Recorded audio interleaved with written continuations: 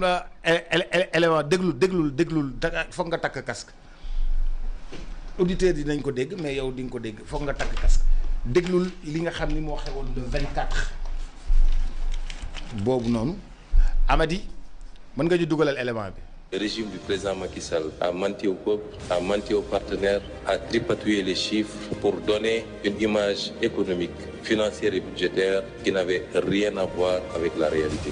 La dette cachée. La dette est cachée. Et au Sénégal, la dette était cachée. Ah oui. La dette cachée par l'administration de Macky Sall. Dette cachée, am na. Une dette publique, on ne peut pas la cacher par définition. Senegal is battling a mounting debt crisis. $7 billion in hidden borrowing by the previous government. There was debt hidden and they brought it to light. Mais j'ai été le premier surpris à entendre parler de dette cachée. Parce que simplement, c'est un non-sens. Une dette publique, on ne peut pas la cacher par définition. Parce qu'une dette publique suppose un engagement d'un gouvernement vis-à-vis du bailleur. C'est une convention financière qui est d'abord autorisée, du moins un avis de la Cour suprême est requis pour chaque convention de dette internationale. D'abord pour voir la conformité entre l'engagement du pays et par rapport à cette convention. Est-ce que cette convention de dette correspond à notre engagement international, à notre constitution, etc., etc. Ensuite, la dette extérieure, elle est libellée en devises. Nous, on a une monnaie locale qui est le CFA, comme tous les pays. Donc cette dette en devise, quand elle vient soit du multilatéral ou du bilatéral, elle passe par la Banque centrale, qui est une banque centrale des États de l'Afrique de l'Ouest, qui regroupe 8 pays.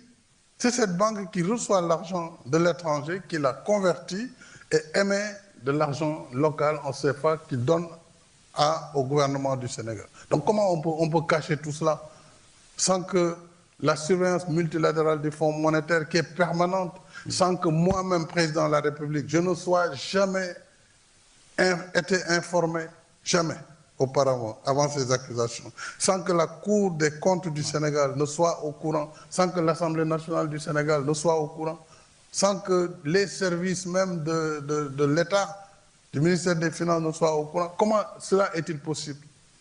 Par contre, ce qui peut être possible, et nous attendons de comprendre, parce que moi je veux comprendre moi-même, qu'est-ce qu'on nous reproche?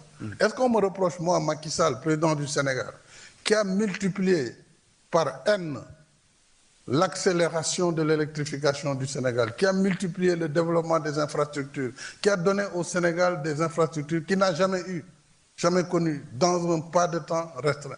Moi, j'ai fait le choix parce que j'avais la confiance des partenaires du Sénégal, qui me faisaient confiance, qui faisaient confiance au Sénégal et qui nous ont prêté de l'argent pour construire ce développement. J'ai mis un train express à écartement standard, un système de transport multimodal, moderne et écologique. J'ai augmenté l'électrification. L'argent a servi à développer le pays. De quoi on parle? Est-ce qu'on parle du développement accéléré? Est-ce qu'on parle de quoi? Moi, je veux comprendre. Et j'attends bien ce rapport dont on me parle. Un audit, on aimerait bien voir les termes de référence et surtout le rapport de l'audit. Parce que là, on ne peut pas discuter parce qu'on ne sait pas de quoi on discute. En réalité, dans tous les pays du monde, la dette, elle se refinance, elle se renouvelle. Mais vous auriez pu demander son annulation comme une dette odieuse. Oui, dette odieuse, vous utilisez le terme, je l'ai utilisé 1 ou 2 fois. C'est toute une procédure. Je n'avais pas tous les leviers. Quand je parlais à certaines occasions, je parlais en tant que chef de parti politique qui donne son opinion. N'oubliez pas que j'étais simple Premier ministre. Les pouvoirs du Premier ministre sont extrêmement limités dans ce pays. Vous étiez en désaccord avec le président sur ce sujet? On n'en a jamais discuté. On a toujours été en phase sur la gestion de la dette jusqu'à notre dernière discussion où la question a été soulevée et qu'il me confirmait que la ligne n'a pas changé. Nous allons voir ce qui va se passer dans les semaines ou mois à venir.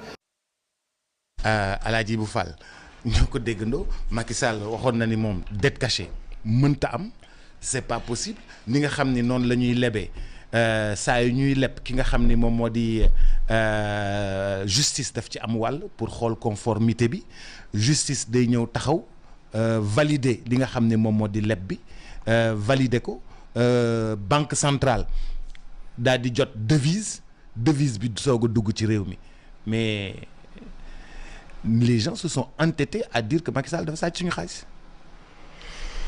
ñoo xam nañ ci jublu man qu'il dénigre un adversaire politique bon c'est leur manière de faire de la politique depuis 2021.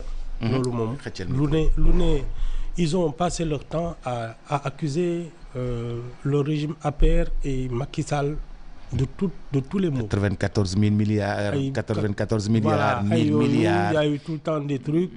Fonds Covid, machin, 86 morts. lu ne jiiñ nañ ko. Ça c'est leur manière de faire. Donc ça n'a pas changé.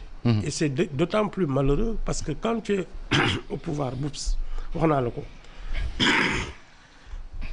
Quand tu es dans l'opposition, tu peux te permettre de faire de la politique parce que tu n'as aucune responsabilité pratiquement. Ta parole ne compte presque pas parce que soo waxee nit ñi ne c'est un opposant. Quand tu es aux affaires, d'abord tu dois faire de l'économie, c'est-à-dire agir sur ce qui permet de remettre ce pays au travail. Ñoom ils n'ont pas fait ça, ils ont continué à faire de la politique. Et alors qu'ils étaient aux affaires, ils ont continué encore à faire de la politique.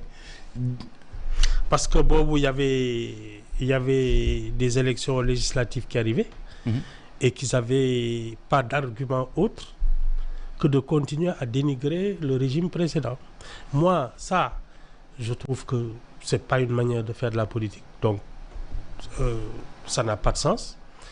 Mais le pire, c'est qu'ils ont confondu en plus un adversaire politique, c'est-à-dire l'APR, ou le Benno Bokk Yaakaar, avec l'administration sénégalaise, l'État. dañoo jaawale seen partenaire seen adversaire bi nga xam ni mooy APR. dénigrer état bi pour dénigrer wàlle APR. C'est ça. Et c'est ça c'est là où est le danger. Parce que tant que le régime APR, tu n'avais plus besoin de le dénigrer parce que les urnes ont parlé toutes seules. En avril, en mars, 54% des Sénégalais les ont renvoyés dans l'opposition. Donc, tu n'as plus besoin de les dénigrer. Les urnes ont parlé toutes seules. Mais ñoom, ils ont persisté dans l'erreur et l'erreur a été de dénigrer l'administration sénégalaise. Et ça, c'est une faute très grave.